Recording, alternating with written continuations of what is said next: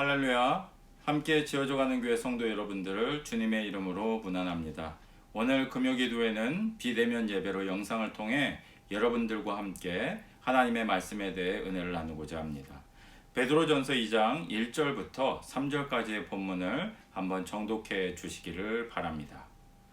지난 시간 우리는 베드로전서 1장에 대해 함께 공부하면서 우리에게 주어진 구원, 살아있는 이 소망은 받은 것에서 끝나는 것이 아니라 우리의 실제적인 삶을 통해서 드러나야 하는 것이다.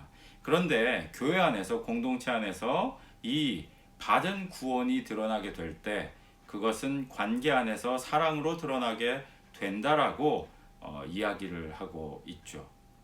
베드로는 이 사랑의 관계를 온전하게 맺기 위해서는 자기 스스로의 노력을 통해서 가능한 것이 아니라 바로 자기 자신을 정결하게 하고 버려야 할 것을 버려야만 이기적인 관계가 아니라 사랑의 관계로 들어설 수 있다. 이것은 바로 하나님의 말씀, 우리에게 주어진 복음을 근거로 해야만 바로 이 온전한 사랑의 관계에 이를 수 있다라고 1장에서 우리에게 권면을 하고 있습니다.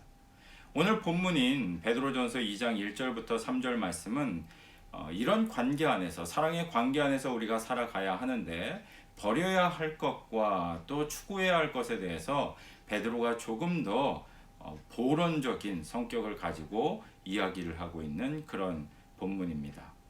1절 말씀을 보면 그러므로 모든 악독과 모든 기만과 외식과 시기와 모든 비방하는 말을 버리라 라고 권면을 합니다. 여기서 말하고 있는 악독, 기만, 외식, 시기, 비방하는 말들과 같은 악덕의 목록은 당시 고대 유대 세계와 또 헬레니즘 세계에서 흔하게 볼 수 있는 수사학적인 장치였다고 합니다. 이렇게 쭉 열거하는 악덕의 목록들이 있고 우리가 추구해야 하는 미덕의 목록들이 있었다는 거죠. 일반적인 사회에서 통용되는 이런 것들이 있었는데 베드로는 이런 일반적인 악덕과 미덕의 목록을 우리에게 제시하고 있는 것이 아니라 그리스도를 닮아가는 사람이라면, 교회라는 공동체 안에 속해 있는 사람이라면, 변하지 않는 주의 말씀을 신뢰하는 사람이라면 마땅히 마음속에 가지고 있는 악한 특질들, 전반의 모든 생각과 행위들을 버려야 한다라고 우리에게 권면을 하고 있는 것이죠. 반사회적인 태도와 행동만을 의미하는 것이 아니라 그러한 행동을 야기하는 내면 속에 있는 죄악된 특질들, 성격들, 생각들, 가치관들, 그 모든 것들까지 포함해서 그 모든 악한 것들을 버리라고 베드로는 권면을 하고 있는 것입니다. 그런데 여기서 주목해 보아야 할 것은 베드로는 아마 예수님의 말씀을 잘 기억하고 있었던 것 같아요. 예수님께서는 비유를 통해서 한 사람의 마음 가운데 귀신이 자리를 잡고 있었는데 이 귀신이 쫓겨나가고 그 마음이 깨끗하게 청소가 되자 이 귀신이 거주하기 좋은 환경이 되었다고 더 많은 귀신들을 이끌고 그 사람의 마음 가운데 들어오게 되었다라는 점에 대해 비어있는 마음이 얼마나 위험한 것인가를 우리에게 말씀해 주신 적이 있죠. 그래서 단순히 이와 같은 악한 행실들, 특질들을 버리기 위해서만 노력을 한다면 결코 그런 특질들을 버릴 수 없다는 점을 베드로는 잘 알고 있었던 것 같아요. 그래서 버리기 위해 노력할 뿐만 아니라 다른 한편으로는 채우기 위해 노력해야 한다. 악한 것을 버릴 뿐만 아니라 그 비어버린 마음을 하나님의 은혜로 채워야 한다라고 이야기를 합니다. 그것이 바로 2절에서 갓난 아기들 같이 순전하고 신령한 젖을 사모하라 라고 우리에게 권면하고 있는 까닭이죠. 여기서 말하고 있는 신령한 젖이라는 것은 하나님께서 우리에게 부어주시는 모든 은혜를 의미하는 것입니다. 현대인들에게는 그렇게 익숙한 표현이 아닙니다만 기독교 전통에 있어서, 특별히 초기 기독교에 있어서는 이 젖이라는 이미지가 생명의 그런 상징과도 같은 것이었습니다. 죽음과 대비되는 것이었고요. 이것을 통해서 하나님의 은혜를 우리가 풍성하게 누리고 하나님과 얼마나 친밀한 관계를 맺고 있는가를 하나의 은유를 통해서, 상징을 통해서 우리에게 보여주고 있는 거죠. 어린아이와 어머니의 관계처럼 우리도 하나님과 그와 같은 친밀한 관계를 맺고 있다는 것을 강조하고 있는 것입니다. 이같이 악한 것들을 버리고 신령한 젖을 사모해야 하는 데는 특별한 목적이 있는데요. 2절 중반부에 이어지는 구절입니다. 이는 그로 말미암아 너희로 구원에 이르도록 자라게 하려 함이라. 무엇이라고 베드로가 얘기를 합니까? 바로 구원이라는 것은 예수 그리스도를 믿어서 단번에 우리가 얻게 되는 것이지만 얻은 구원으로 끝나는 것이 아니라 신앙의 성장과 인품의 성장이 동반이 되어야만 하는 과정이라는 거죠. 신앙 성장의 과정이 반드시 요구된다는 것입니다. 그래서 구원에 이르도록, 성취하도록, 온전해지도록 하는 과정이 우리 삶 가운데는 구원의 서정으로 주어져 있다는 것입니다.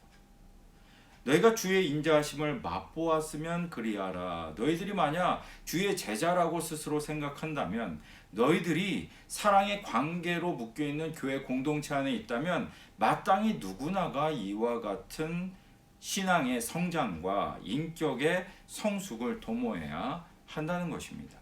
사랑하는 성도 여러분들, 우리는 인생을 살아가면서 때로는 세상에서 맺는 여러 가지 인간 관계들, 또 사업상으로 만나는 여러 가지 사람들, 절차들, 또 직장에서 만나는 여러 사람들을 대하면서 교회라는 공동체 밖에서 다른 사람들을 만나면서 때로는 교회 안에서의 모습과 세상에서의 모습이 조금 이분법적으로 달라지는 그런 경우가 있습니다.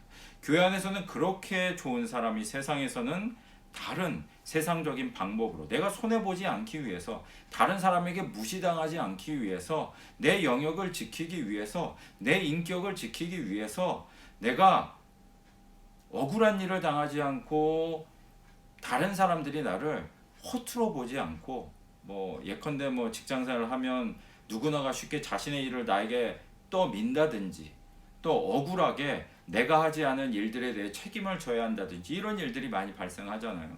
그럴 때마다 손해를 보지 않기 위해서 똑같이 때로는 거짓말도 하고, 때로는 기만도 하고, 때로는 악독한 말들도 하고, 어떤 사람을 시기하고, 또 그런 말들을 살짝살짝 흘리는 등의 인간관계를 유지하기 위한 여러 가지 그런 방편들이, 세속적인 방편들이 있다는 거죠. 그런데 이와 같은 세속적인 방편들은, 이런 악한 특질들은 결코 예수 그리스도를 따라가는 제자로서는 올바른 행실이 아니다라고 베드로가 권면하고 있는 것입니다. 우리의 삶은 세상과 교회로 분리되는 것이 아니지 않습니까? 교회 안에서 우리의 성품과 우리의 신앙이 마땅히 이루어져 가야 하는 것이라면, 세상 가운데서는 세상 방식대로 또 그렇게 살아가는 것이 아니라 세상에서도 마찬가지로 그리스도의 방식대로, 그리스도의 인격대로 그런 가치관을 가지고 살아야만 한다는 거죠. 그것은 손해보는 일입니다. 힘든 일이죠. 어떻게 보면 세상 사람들이 우습게 할 수 있는 그런 길입니다. 그렇다 하더라도 우리는 이 말씀처럼 너희가 주의 인자심을 맛보았으면 그렇게 해야 한다라고 이야기를 합니다. 사랑하는 성도 여러분들, 정말 주의 말씀을 온전히 따르기 위해, 또 인격의 도야와 신앙의 성장을 위해서라면, 세상에서 손해 보아야 한다면 조금 손해를 감수하십시오. 그것이 때로는 아프겠죠. 어려운 일이 될 수도 있을 것입니다. 하지만 마땅히 예수 그리스도를 따라가는 사람이라면 때로는 그렇게 손해를 감수할 줄도 아는 태도와 생각이 우리에게 요구된다는 것입니다. 세상과 맞서 싸운다는 것은 세상과 똑같은 태도로 서로 소리를 지르며 악한 마음을, 악한 태도를, 악한 방식으로 세상과 싸운다는 것을 의미하지 않습니다. 세상의 악에 대하여 선한 성품으로, 선한 행실로 그 모든 것들을 이기는 것을 의미합니다.